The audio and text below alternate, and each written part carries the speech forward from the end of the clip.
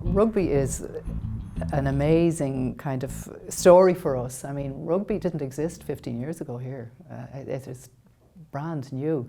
I think we played our first Senior Cup competition exactly 10 years ago, just 10 years ago.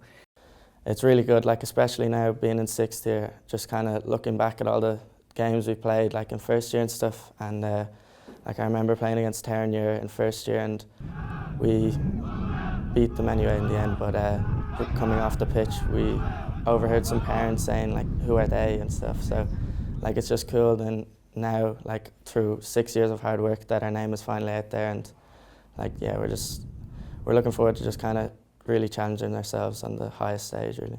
I suppose in the tradition of the Christian Brothers schools when they were back in the day, it just wasn't, rugby wasn't played in Christian Brothers schools, you know, but it was introduced through the coach who's still with us, Rob Forbes, about 15 years ago, and as I say, the first Senior Cup match was played 10 years ago, and it has grown. It was quiet, kind of under the radar. I suppose the Cinderella of sports in the school, until this current team came in. And when they came in first year, we knew they were special. We do have a top tier, a crust of lads with real ability and who really enjoy it and put huge amounts of time into it, and amazing support from their parents, amazing parents we couldn't do without. And there's a couple of guys there with real ambition. Yeah, Sean's one of them. You know, he's got big goals and he's probably the hardest working player I've ever seen in my life, so he deserves whatever he gets.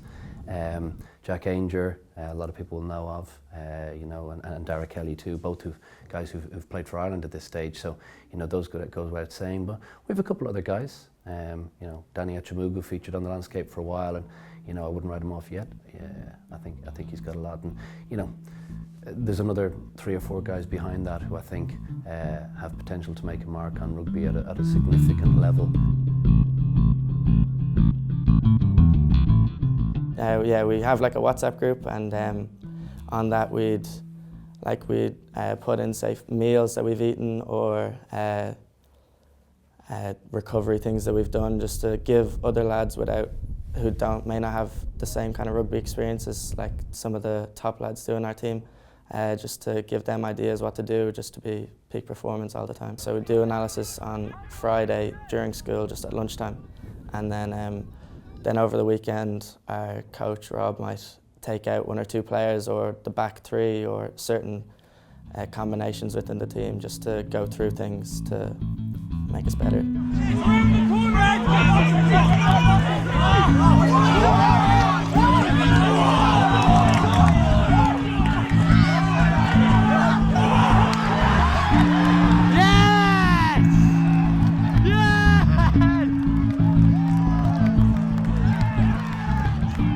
Yeah, that game was a nerve-wracking one.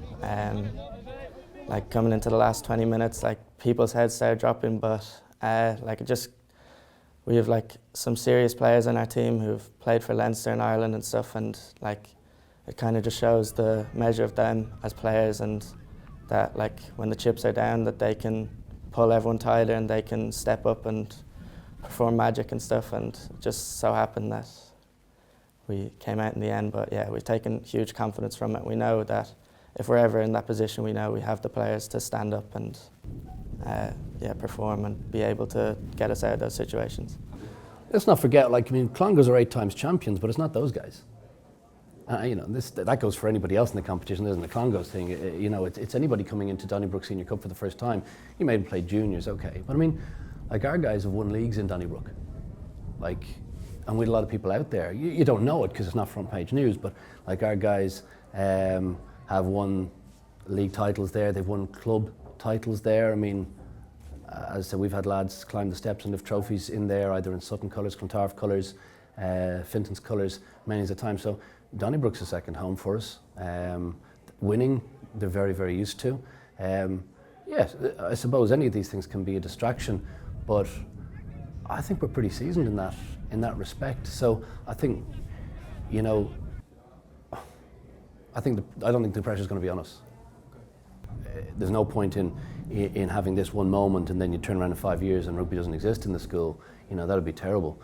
We've got to make sure that we can engineer a programme where all kids coming into this school have an opportunity to play rugby and represent the school to a significant level ongoing. You know, I suppose that's the primary entry point.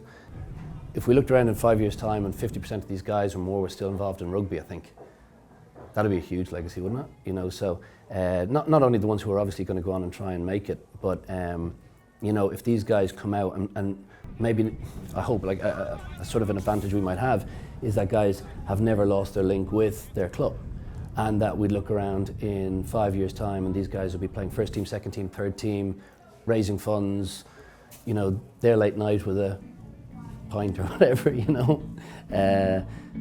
I think that would be an amazing legacy, that they stay in the game. Yeah, stay in the game.